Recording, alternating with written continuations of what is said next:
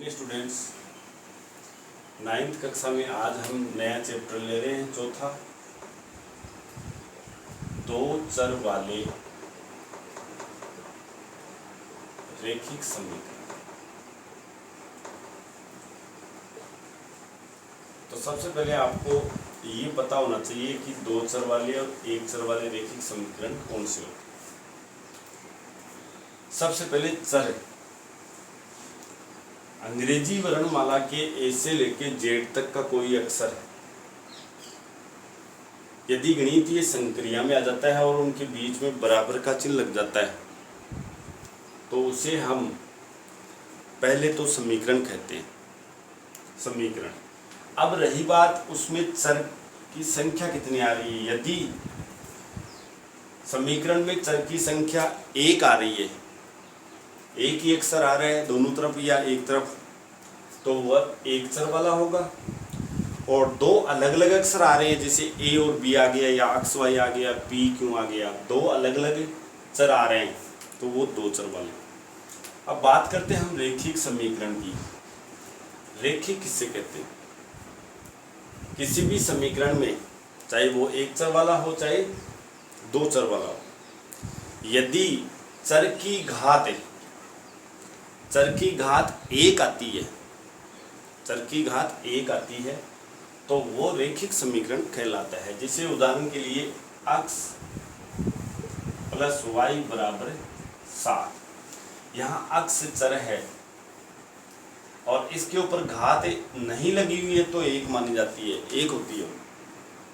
तो इसके ऊपर घात एक है और इस पर भी एक है तो यह 7। जैसे ही घात 2 हो गई तो ये रैखिक समीकरण नहीं है, इसके ऊपर घात 2 आ रही है तो ये द्विघात समीकरण हो जाएगा। अब यहाँ पे इस पर हटा देता हूँ, मैं इस पर लगा देता हूँ तो ये रैखिक समीकरण है, क्योंकि हमें संख्या के ऊपर घात नहीं देखनी है, हमें केवल चर राशि पर देखनी है। तो चर इसमें x और y है, दोनों अलग अलग हैं तो दो चर वाले हो गए। और इनके ऊपर घात देखते हैं तो एक है, इस पर भी घात एक है तो ये एक चर वाले हो, दो चर वाले रैखिक समीकरण हो गए। घात एक आती है तो रैखिक समीकरण होते हैं। अब ये जो चैप्टर है ये 10th क्लास में भी, इसमें 10th क्लास में एक बड़ा प्रश्न भी आता है, 9th में भी है। सबसे पहले इसके कुछ नियम है वो आप नोट कर लें।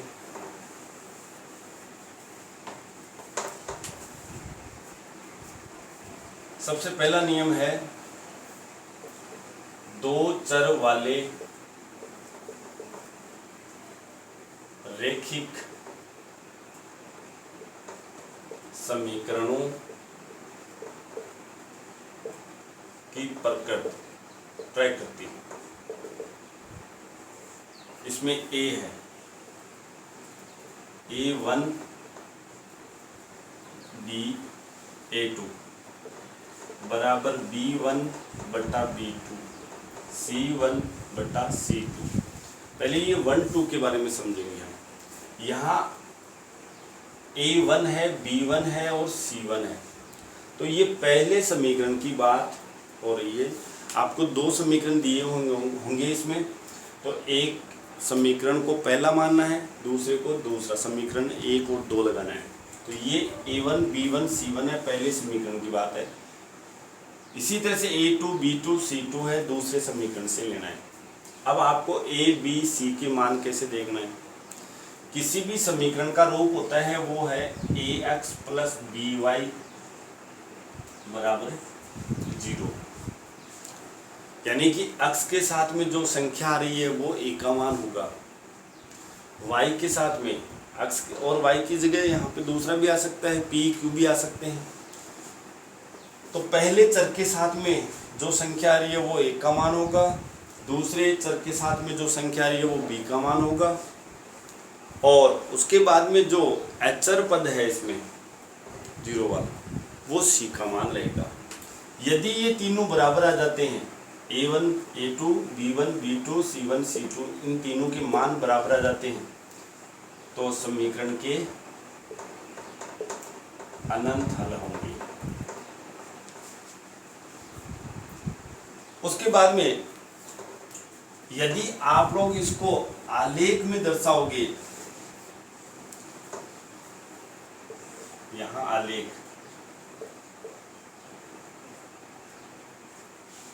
तब समीकरण के लिए रेखाएं जाएगी ग्राफ में इस तरह से, जैसे एक चलेगी ये और दूसरी चलेगी ये, इस तरह से। यदि ये दोनों प्रतिच्छेद हो रहे हैं, अनंत हल में आपको क्या करना है, एक समीकरण की रेखा ये चलेगी तो दूसरी भी इसके ऊपर ही जाएगी, इस तरह से इसकी रेखा जाएगी। दोनों समीकरण की रेखा एक समीकरण के ऊपर दूसरी होगी, दोनों एक लाइन होगी।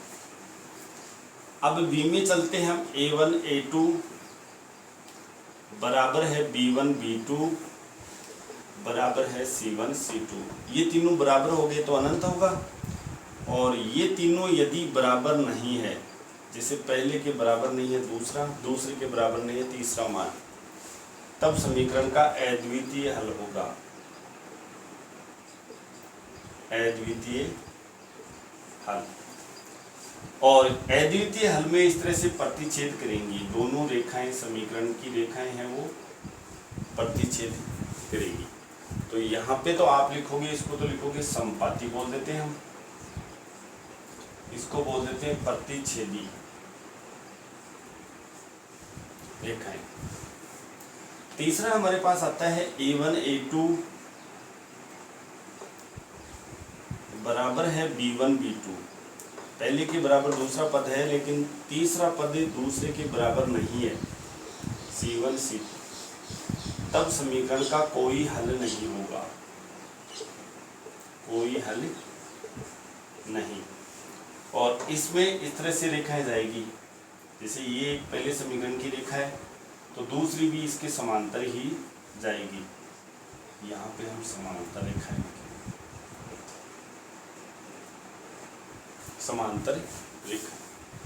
ये आलेख में जाएगा ग्राफ में। यदि सवाल हमसे ग्राफ का पूछा जाए तब इस तरह से आपको टिप्पणी लिखनी है या इसकी प्रकृति होगी। अब यहाँ पे दो चर वाले रैखिक समीकरण को हल करने की कुछ विधियां हैं, और सबसे पहली जो विधि आती है वो है आलेखीय विधि। 2 नंबर पे विधि आती है, वो होती है प्रतिस्थापना।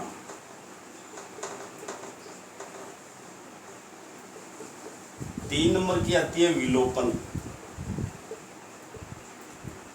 या गुणांकों को समान बनाना,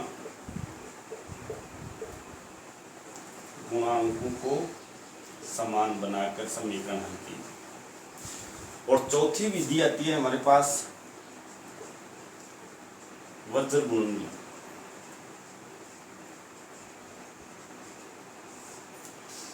हम लोग चारों प्रकार की ये विधि पढ़ेंगे और साथ में ये इसकी टिप्पणी है, प्रकृति है, ये भी हम करेंगे। तो हमारे पास यहाँ पे 4.1 प्रश्नावली, इसमें देखिए पहला सवाल क्या आ रहा है।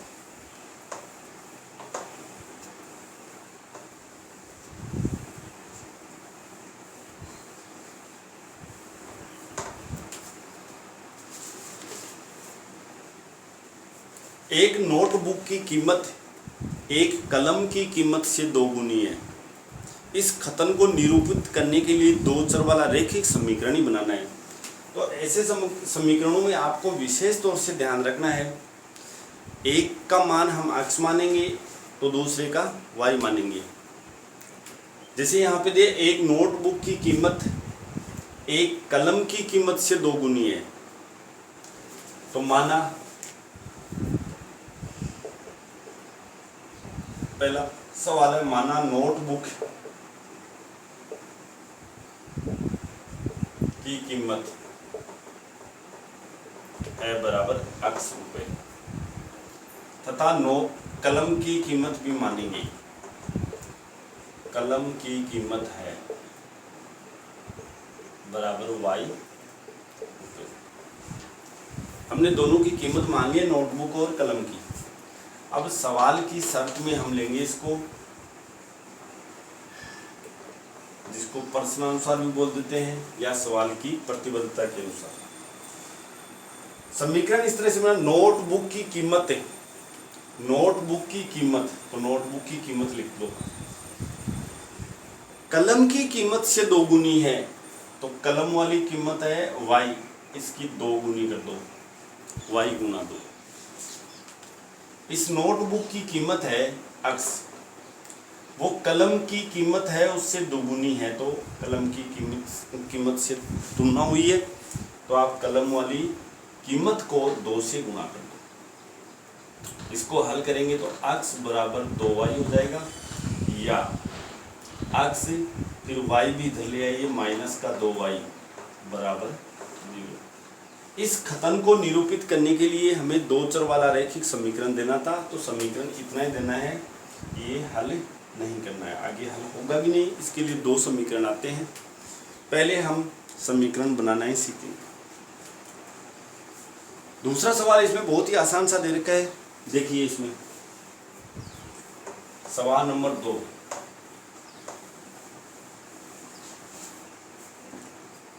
चार पॉइंट 1 का दूसरा सवाल देखो। निम्नलिखित रैखिक समीकरणों को ax plus by plus c बराबर 0, ये 2 चर वाले रैखिक समीकरण का रूप होता है। ax plus by plus c बराबर 0 के रूप में व्यक्त कीजिए और प्रत्येक स्थिति में a, b और c के मान बताना है। तो यहाँ पे सबसे पहले देखते हैं हम, पहला 2x प्लस 3y बराबर 9.355 पर आवर्ती चिन्ह। इस चिन्ह का मतलब होता है, ये आवर्ती चिन्ह कहलाता है। इसका मतलब ये है कि 9.3 फिर 5 की आवर्ती हो रही है आगे अनंत, तो ये चिन्ह लगा दिया जाता है ऊपर। अब इसको पहले हम लिखेंगे हल लगा के,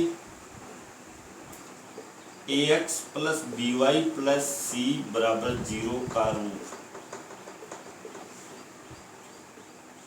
2x इधर ही है, 3y भी इधर ही है, यानी सारे पक्ष आपको एक तरफ कर लेने हैं, माइनस 9.35 हो जाएगा, और इस पर आवर्ती बराबर 0। अब आपको a, b, c के मान यहाँ पे निकालने हैं।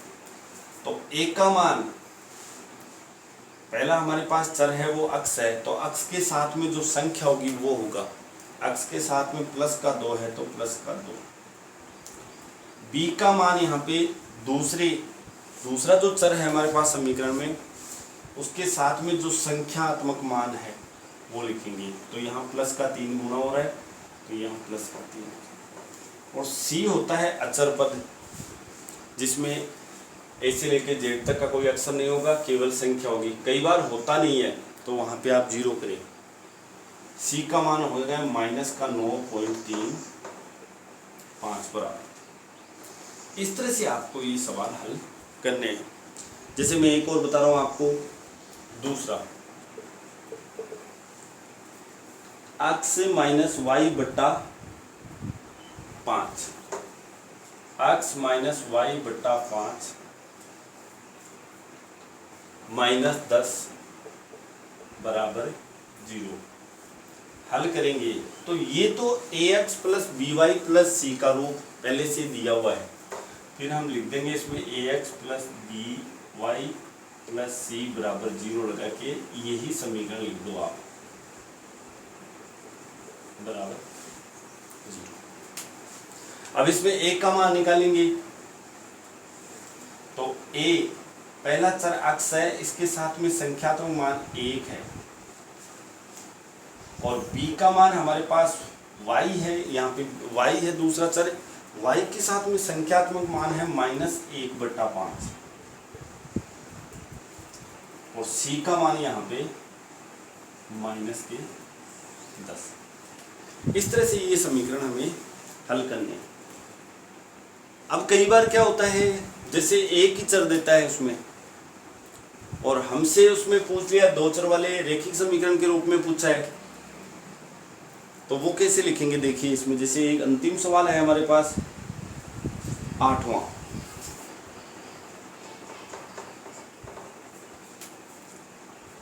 5 बराबर 2x। इसको पहले तो हम ax plus by plus c बराबर 0 के रूप में लिखेंगे। तो बराबर यहाँ नीचे जगह नहीं है, आप नीचे लिखोगे इसके या का चिन्ह लगा के। सबसे पहले ax यानी पहले चर वाला लिखेंगे 2x है, इसको इधर लाएंगे तो माइनस के 2x। और फिर by वाला है नहीं इसमें, y का है नहीं, एक ही चर है इसमें, तो प्लस माइनस 2x इधर आगे प्लस 5 बराबर 0 कर दो। इसके नीचे लिखोगे, यहाँ जगह नहीं है, a बराबर आप लोग लिखोगे, पहला चर हमारे पास x है तो x के साथ में संख्यात्मक गुना है माइनस का 2, एक का मान माइनस का 2। b का मान इसमें है नहीं क्योंकि दूसरा चर है ही नहीं, तो हम b का मान इसमें 0 लिखेंगे। और c का मान हमारे पास प्लस के 5 है तो प्लस 5। इस तरह से ये समीकरण दोगे। अब इसमें बाकी बचे हुए जो सवाल हैं उनको आप लोग स्वयं हल करोगे। बहुत ही सरल सा सवाल है, इसे मैं यहाँ पे लिखा रहा हूँ। तीसरा, दूसरे का तीसरा आप नोट कर लो, माइनस का 2x प्लस 3y बराबर प्लस का 6। चौथा है इसमें x बराबर 3y। पांचवा इसमें 2x बराबर माइनस के 5y। छठा है इसमें 3x प्लस 2 बराबर 0। और सातवां है इसमें y माइनस 2 बराबर 0। विशेष तौर से इसमें ये ध्यान रखना है आपको कि समीकरण के सारे पद, चाहे वो चर हो चाहे अचर हो, एक तरफ कर लेना है। उसके बाद में पहले चर के साथ में जो संख्यात्मक मान है वो a का मान होगा, दूसरे चर के साथ में जो संख्यात्मक मान है वो b का मान होगा। और अचर पद का विशेष तौर से ध्यान रखें, जैसे अचर पद इसमें माइनस का 2 है, इसमें प्लस 2 है, इसमें अचर पद नहीं है। जैसे मैं 5वें का हल बता रहा हूँ आपको, पहले इसको ax plus by plus c बराबर 0 के रूप में लिखना है। तो ax पहले चर वाला लिखेंगे 2x, फिर by है दूसरे चर वाला लिखेंगे, इसको इधर ले आओ एक तरफ, तो ये प्लस का 5y हो जाएगा, माइनस का 5y इधर से इधर आया, यहाँ समीकरण लिख देता हूँ मैं 2x बराबर माइनस के 5y। तो इसको ऐसे लिख दो ना आप, 2x प्लस 5y बराबर 0 कर दो, ये हो जाएगा ax plus by plus c का बराबर 0 हो जाएगा। अब आप a का मान निकालोगे तो प्लस के 2 यानी x 2 से गुणा हो रहा है, b का मान निकालोगे तो y 5 से गुणा हो रहा है, और c का मान इसमें 0 रहेगा। इस तरह से हमारे ये 2 सवाल कंप्लीट होते हैं। 4.1 प्रश्नावली यहाँ पे खत्म हो जाती है। कल हम 4.2 प्रश्नावली देखेंगे।